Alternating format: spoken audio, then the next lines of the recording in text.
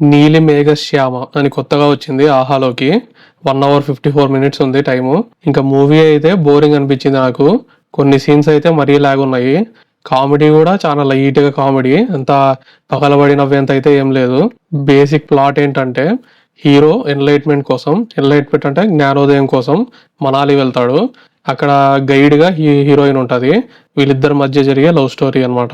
Story అయితే కొత్తది ఏం కాదు, కానీ అది జరగడం మంచుకొండలో జరుగుతుంది. అది కొంచెం డిఫరెంట్ ఫీల్ ఉంటుంది.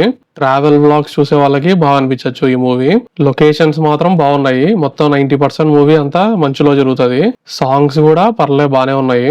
ఈ మూవీ ఎక్కువ ఎక్స్పెక్టేషన్స్ పెట్టుకోకుండా జస్ట్ వన్ టైం వాచబుల్ గా అయితే చూడొచ్చు క్యాజువల్ గా. మూవీలో ఎలాంటి ఏరేటెడ్ సీన్స్ అయితే లేవు, ఫ్యామిలీతో చూడొచ్చు. లాస్ట్ వరకు అలా సింపుల్ గా వెళ్ళిపోతుంది మూవీ. ఈ మూవీకి నేను ఇచ్చే రేటింగ్ 2 out of 5. ఇది నీలిమేఘ శ్యామ మూవీ రివ్యూ. ఇలాంటి రివ్యూస్ కోసం మన ఛానల్ సబ్స్క్రైబ్ చేయండి. ఇంకా వెళ్ళొస్తాం మరి. Bye bye.